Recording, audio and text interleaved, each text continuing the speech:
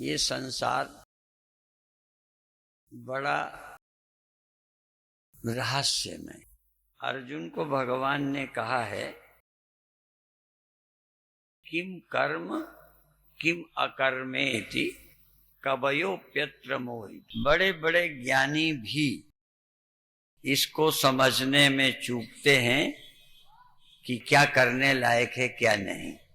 इसलिए भगवान ने अर्जुन को कहा कि तो योगस्थ हो जा। तू योगस्थ होकर आत्मस्थ होकर ब्रह्म का होकर जब करेगा तो तू मुक्त रहेगा। इसलिए गीता में बहुत स्वकर्मणा तमभ्यर्च सिद्धिं विन्दन्ति मानवा। अपने कर्म से भगवान की पूजा करो। आपका कर्म भगवान का आदेश हो, आपका कर्म भगवान के लिए हो। जैसे मैं कभी उदाहरण देता हूं कि जटायु मांसाहारी पक्षी है, पर वो अपनी आदत को, जो मांस नोचने की आदत है, वो सीता जी की रक्षा में लगाया।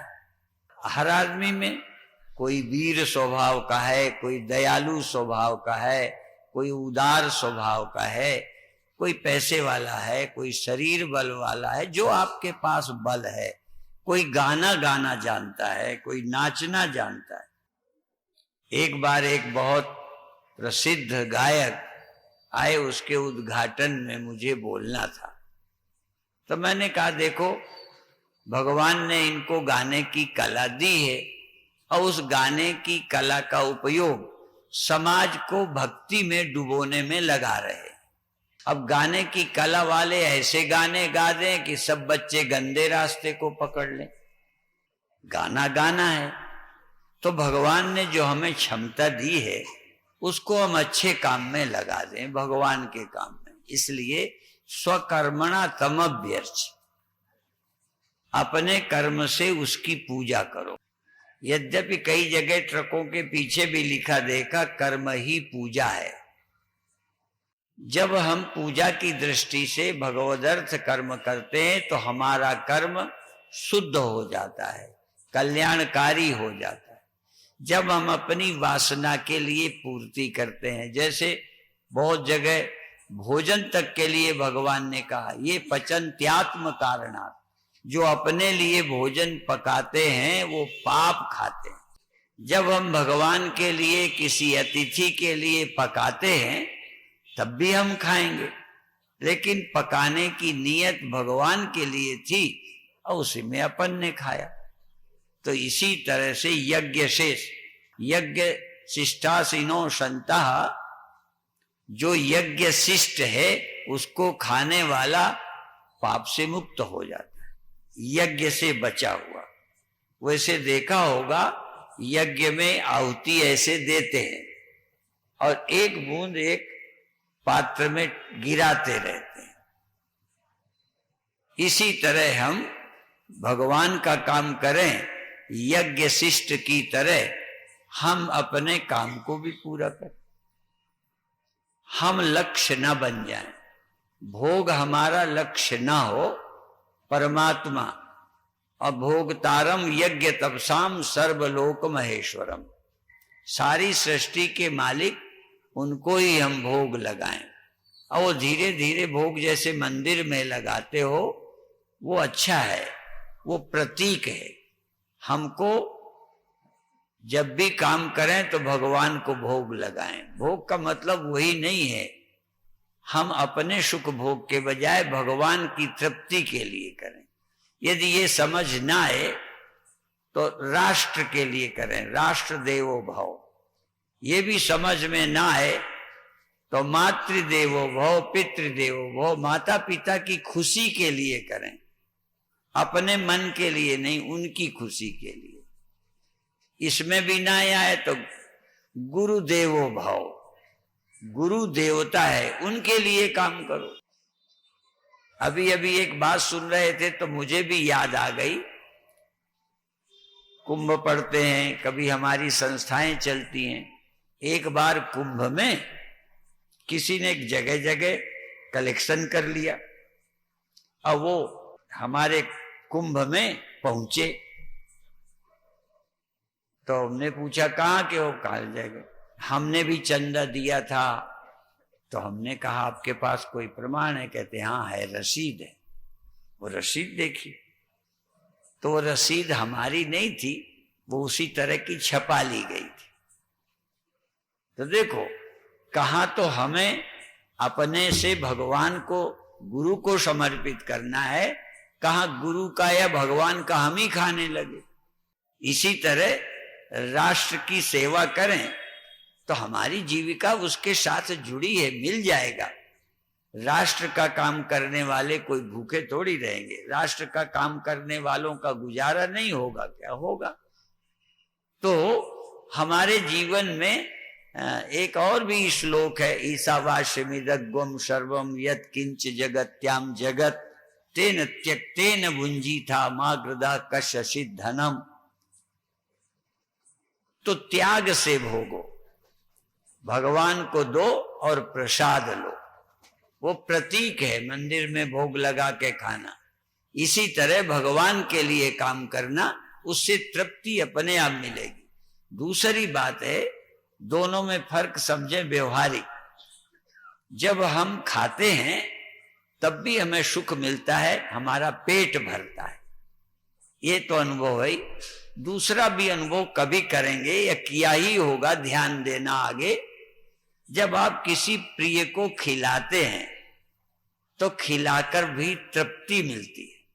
वो पेट में तुम्हारे नहीं गया, पेट में तो उनके गया, लेकिन मन आपका संतुष्ट होता है।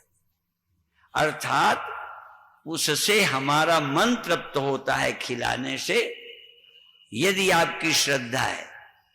और खाने से पेट भरता है, मन भी खुश होता है, पर खिलाने से पेट में तो नहीं जाता, पर मन तृप्त होता है। इसीलिए जब हम भगवान के लिए काम करेंगे तो हमारे अंतः तृप्ति होगी। अंदर तृप्ति होना ये बहुत कठिन काम है। कई बार बहुत बाहर धन दौलत है, पद है, पर अंदर अतृप्ति है, अंदर तृप्ति नहीं होती। तो अंतर की जो तृप्ति है, एक हमने पुस्तक ही पहले कभी छपाई थी, अंतर तृप्ति। तो अंदर जो तृप्ति है, संतुष्टि, अंदर कमी भासती रहती है। कई बार हम प्रवचन सुन के, जप करके, पाठ करके भी अंदर तृप्त नहीं होते, अंदर अधूरापन रहता है। वो अंदर का अधूरापन मिटे, अंदर तृप्ति हो, इसी के लिए वो हम कभी कभी केवट की बात भी बताते हैं, जो अक्सर आप सुनते रहते हैं। हमारा पूरे से मतलब नहीं, थोड़ी सी घटना से। तो जब केवट ने राम को पार कर दिया, और राम भगवान कुछ देने के लिए करते हैं, वो सबको मालूम है। तो केवट क्या कहता है, आज नाथ मैं कहा न पावा। अब व्यवहारिक दृष्टि से देखिए कि उसको अभी तो राम ने कुछ दिया भी नहीं, क्या मिला उसे। एक आदमी ये भी सोच सकता है कि कुछ दिया नहीं, कुछ मिला नहीं, और वो राम भगवान देने को कहते हैं तो कहते हैं आज मुझे क्या नहीं मिला, जो आज मिला अभी तक नहीं मिला। अर्थात जब हमारा अंतस प्रेम से, भक्ति से भरा होता है तो बहुत कुछ मिल जाता है। इसी तरह कहीं भी जोड़ लीजिए, प्रेम भक्ति से हमारा अंतर तृप्त होता है, और वस्तुओं से हमारा शरीर या जो अहंकार है उसको थोड़ी खुराक मिलती है। और अहंकार को जितना खिलाया जाए वो और खाता है। गीता में भगवान ने कहा है, ये काम जो है महासना महापापमा विध्येनमे वैरिणम, ये बैरी है, काम दुश्मन है हमारा, और कितना भी खिलाओ काम बढ़ जाता है। तुलसीदास की भाषा में बुझई की काम अगिन तुलसी कहूं, विषय वासना घीते। अर्थात जितना भी हम देंगे काम बढ़ेगा, घटेगा नहीं। आवश्यकता पूरी होने से घटती है। काम एक ऐसी चीज है कि इसको पूरा करो तो और बढ़ता है। अग्नि का उदाहरण काम के साथ जोड़ा गया। अग्नि को ईंधन देकर छका नहीं सकते और बढ़ेगी। अभी तो इस एरिया में जल रहा था, लकड़ी दोगे तो पड़ोस तक भी जलाने लगेगा, पड़ोस को भी, और आगे बढ़ेगी, वो बढ़ती जाती है। तो वासना जो है, ये कामना बढ़ती, और अहंकार को जब भी खुराक मिलेगी तब वो काम बढ़ेगा। अहंकार को नहीं, अहंकार के लिए काम मत करो, आत्म तृप्ति भगवत भक्ति के लिए काम करो। तो जो राष्ट्र भक्त हैं वो भी तृप्त होते हैं, जो माता पिता के भक्त हैं वो भी तृप्त होते हैं, गुरु भक्त वो भी तृप्त, जो भगवान के भक्त हैं कहने क्या है। और उन्हीं की ये बातें हैं, जाहि विधि राखे राम ताहि विधि रहिए, सीताराम सीताराम सीताराम कहिए। जिस विधि से भगवान रखे वैसे रहो, राजी हैं हम उसी में जिसमें तेरी रजा है, यहाँ यूं भी वाह वाह है और यूं भी वाह वाह है। तो ये इस तरह की जो सोच है वो आपको अंदर से सुखी करेगी। और जब हम जोड़ने की तरफ सोचते हैं तो चीज बढ़ती जाती है और अंदर कमी का भाव बढ़ता जाता है, कमी घटती नहीं है। प्रायः इस युग में भी देखिए, हम सब पहले की तुलना में पैसे वाले हैं, अच्छे वस्त्र वाले हैं, अच्छी बिल्डिंग वाले हैं। यदि मैं तुलना करूं कुछ लोगों को तो मैं नहीं कह सकता, जाता तो सब जगह हूं, पर मुझे मालूम है कि पहले से आज मजदूर को भी, पहले के आम आदमी को जो सुविधा थी, आज मजदूर को भी वो सुविधा प्राप्त है, खाने की, पहनने की, रहने की। या यूं समझो, कम से कम गाय भैंसें चराने वाले, बकरी चलाने वाले और काम करने वाले भी सेल्यूलर लिए हैं, इतना तो सभी को मालूम। तो सुविधाएं बढ़ जाने के बाद भी अंदर एक अधूरापन है। और सत्संग, भगवान की भक्ति, अध्यात्म अंतर को तृप्त करने के लिए, बाहर के तृप्त करने के लिए नहीं। बाहर के लिए तो रोटी है, कपड़ा है, मकान है, काम है, वो करते रहिए, उसमें आलस्य नहीं करना। हम कभी कभी कहते, एक माता कह रही थी हमारा लड़का काम नहीं करता, तो हमने कहा उसे कह देना कि ये साधु होके काम करते हैं तो तुम गृहस्थी कैसे चलाओगे बिना काम के। हम लोग साधु हैं, और साधु होके भी, अब मैं ज्यादा बताऊं तो उतना टाइम लग जाएगा। हमने गौशाला बनाने के लिए गायें हम बीकानेर से लाए थे और गायों के साथ रहे थे माल के डिब्बे में। रास्ते में बीच बीच पानी पिलाया था और चारा बीच बीच देते थे। और हमको 10 दिन लग गए थे गायों को बीकानेर से महोबा उतारने में, छतरपुर जिले में ले जाना था। महोबा से फिर गाड़ी से उतार के ले गए, बहुत वर्ष हो गए।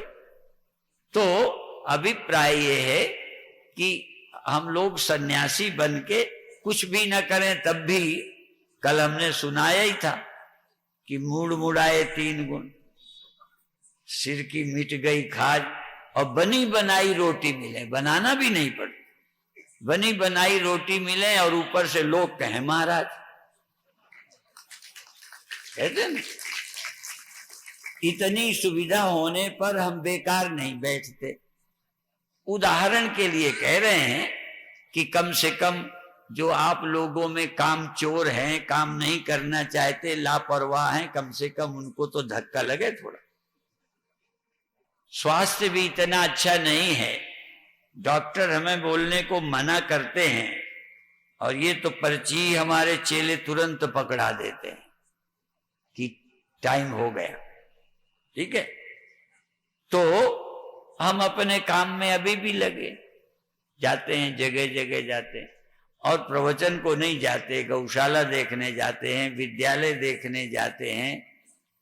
और यहाँ पर जो समिति में शामिल हैं, इनके पिताजी उधर बहराइच में एक गांव में खमरिया शुक्ल में विद्यालय चलाते हैं, सब जगह जगह चल रहा है। और जो मिलता है, हम बीड़ी नहीं पीते, सिगरेट नहीं पीते, और वो जो पीते हैं वो भी नहीं पीते,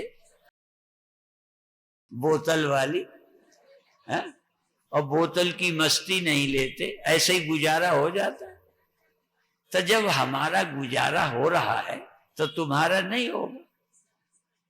अब बल्कि साधु के आगे पीछे नहीं, पी के नाली में भी पड़े रहते तो इनका क्या, इनके ना लड़की न लड़का न शादी न ब्याह न दुकान की जरूरत, ये पी भी लेते ना तो पड़े रहते, इन्हीं का जो कुछ होता सो होता। और तुम लोग पी के पड़े रहोगे तो तुम्हारे बच्चे बीवी परिवार का क्या बनेगा।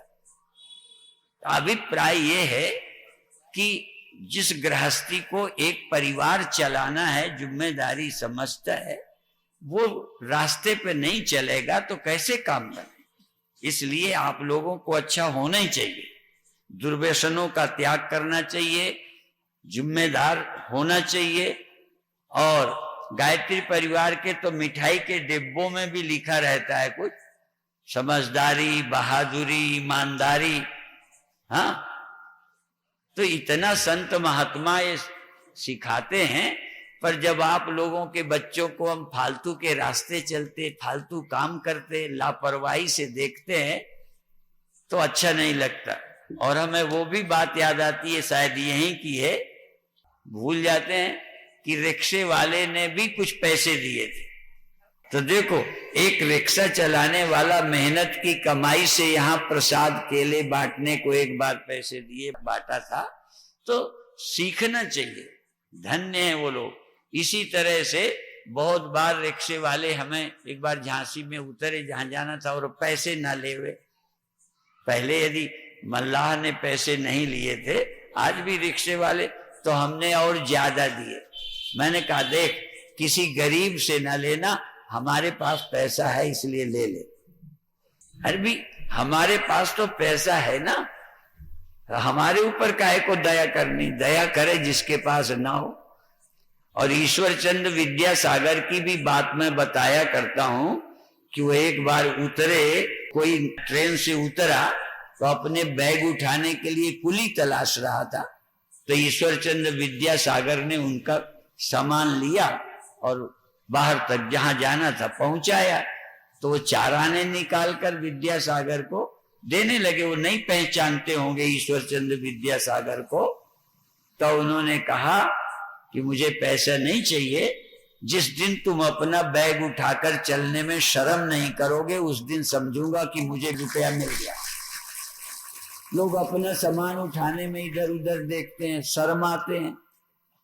और हमको देखो, हम इसलिए उदाहरण नहीं देते कि मैं बहुत अच्छा हूं, पर तुमको याद दिलाना, शायद ही कभी मुझे लोग प्लेटफार्म के पहले पावन, जब लेने जाते हैं, मैं सामान अपना उतार करके प्लेटफार्म में आ जाता हूं। लोग मुझे उठाने नहीं देते, चेले तो बहुत है, नहीं आप मत उठाओ, आप मत उठाओ।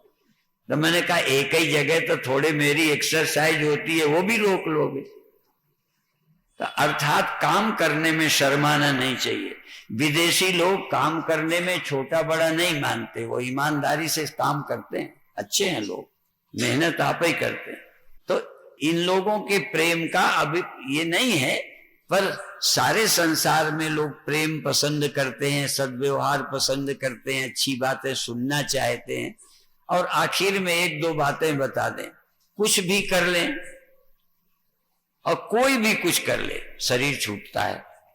तो ज्ञान क्या है वो थोड़ा सा 1-2 शब्दों में बताएं, याद रख सको तो याद कर लेना। देखो, कुछ ये जो लोग कहते हैं आनंद, और ये जो कुछ होगा वो आनंद ध्यान का, प्रेम का अपनी जगह है। ऐसे भी अभी नाच खेल के आनंद ले लेते हो। हम इस आनंद के न विरोधी है, न इस आनंद की महत्ता ये है कि ये संसार परिवर्तनशील है, जिसको न अवतार रोक सकते हैं, न सिद्ध योगी रोक सकते हैं, और न वैज्ञानिक रोक सकते हैं। अभी तक की खोज से अभी आगे चल करके हो जाए तो नहीं, पर हमें आगे का भी भरोसा नहीं है। हम तो ये मानते हैं कि ये शरीर नहीं रहने वाला, इसकी जब चिंता मिट जाए, या रहना और न रहना बराबर लगे, समझो ज्ञानी हो। सुख और दुख, दुख दुख है, सुख सुख है, अच्छा नहीं है दुख, लेकिन बिगड़े भी क्या जाएगा, थोड़ा दुख भी हो गया, थोड़ा सुख भी हो गया, दोनों आते जाते रहते, क्या होगा। इसलिए परवाह नहीं करता ज्ञानी। इसी तरह शरीर का न रहना और रहना, रहेगा तो सदुपयोग करेगा, नहीं रहेगा तो ठीक है। तो ये ज्यादा मोह ममता न रहे, आदमी काम करता रहे, बस मुक्त है। और क्या, हमारे कोई सींग नहीं निकले हैं। ज्ञान होने के बाद सींग निकल आते तो बहुत आसानी से लोग पहचान जाते कि इनको ज्ञान हो गया, या ज्ञानियों की पूंछ निकल आती तो कोई नई बात तो दिखती नहीं। तुम्हारी तरह नींद आती, तुम्हारी तरह भोजन करते, तुम्हारी तरह चलते फिरते, तुम्हारी तरह कपड़े पहनते। अब कैसे समझे ज्ञान।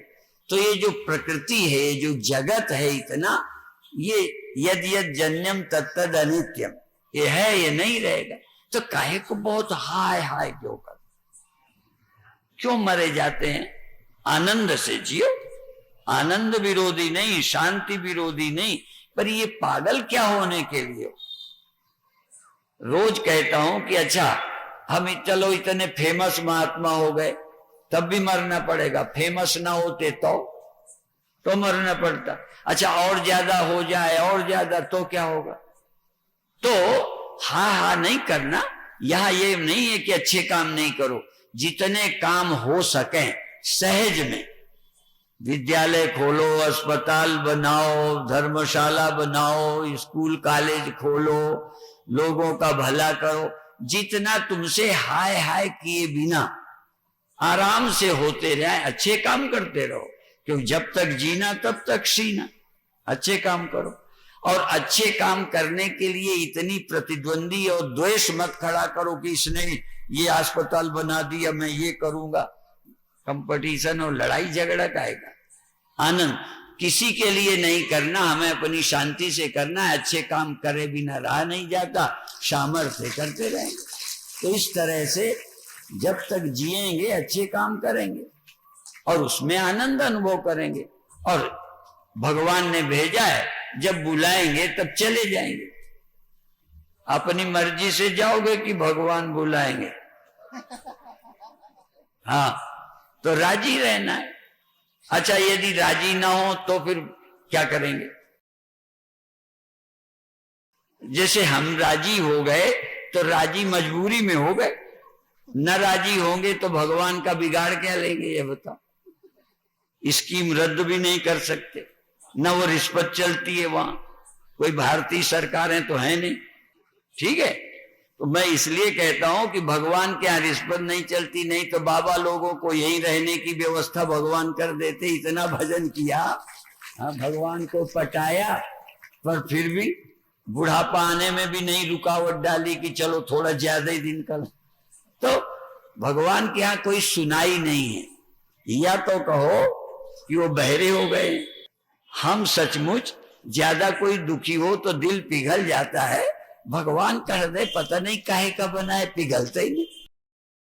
कितनी दुनिया दुखी है, मरते जीते रहते, पर भगवान कहते हैं, देखो भगवान ने अर्जुन को सुनाया तो एक बात और कही, तुमको भी कह देता हूं। भगवान कहते हैं कि हम तुम्हारी सुन सुन के तो थक गए, भगवान कहते हैं, पर जब तक तुम्हारी सुन के हम तुम्हारे मन की करते भी रहें तब भी तुम चैन नहीं पाओगे। इसलिए भगवान ने कहा कि यदि चैन पाना है तो तुम्हारी हम नहीं सुनेंगे, हमारी तुम सुनो।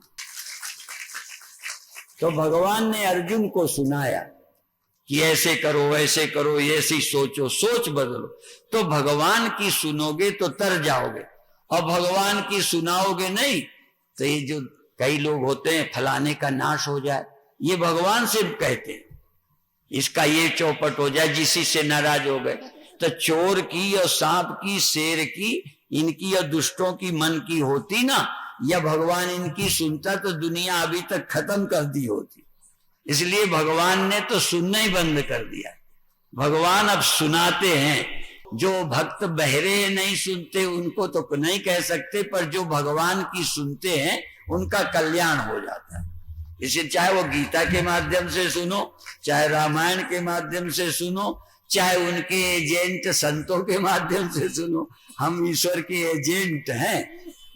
जिसके जो एजेंट होते उसके माल का प्रचार करते, तो हम भगवान के एजेंट हैं, ठीक है।